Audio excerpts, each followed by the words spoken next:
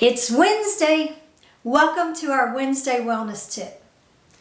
Today's psychological and emotional tip is inspired by a woman that I learned about recently named Margaret Fuller.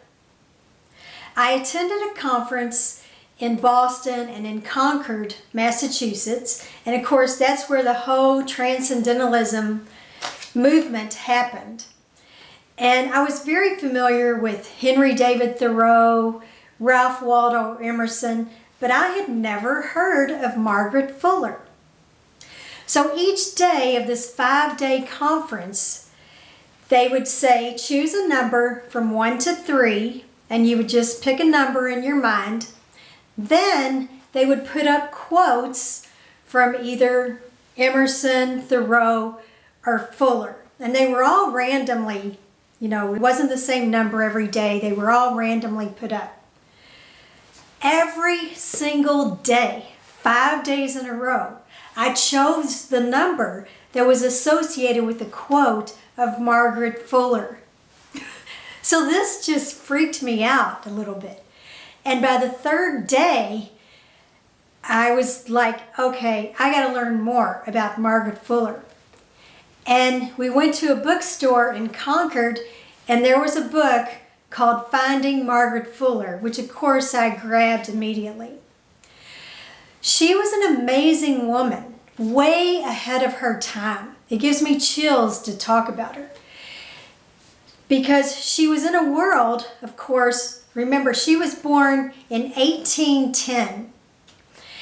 And so you can imagine in 1810 it was completely male dominated, and for a woman to achieve the things that she achieved was literally amazing. So she was a prolific writer and became very good friends with Thoreau and Emerson. And Emerson had her become the editor of the Dial newsletter, which that was the newsletter that talked all about transcendentalism. And they were purporting ideas of equal rights for all people, regardless of, gender or race. And they were really talking about things that were way ahead of their time, from 1810 to, you can imagine.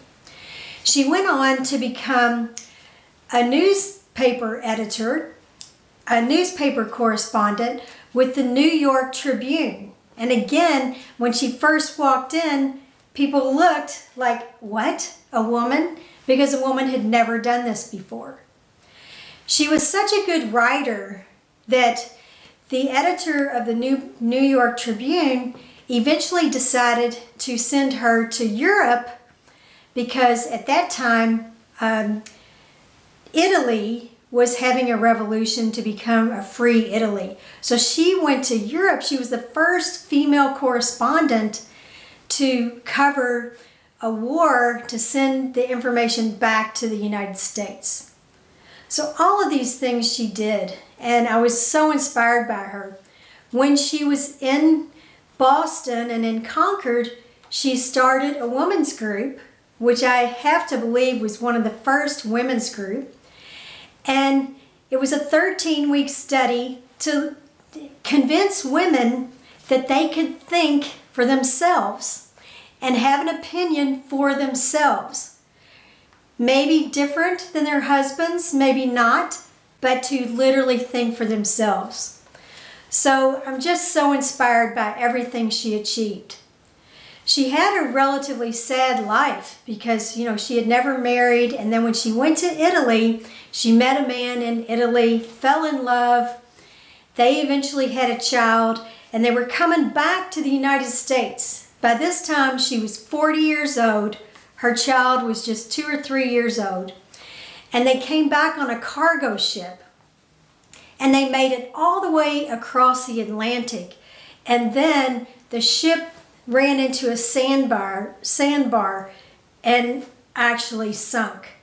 So she was lost at sea along with a manuscript that she thought was going to be her best manuscript of all, writing about the war effort in Italy. So a very sad ending, but not to overshadow all of the amazing contributions that she did for women. She has a book of her own called Woman in the 19th Century that I am really looking forward to reading because I'm so inspired by her.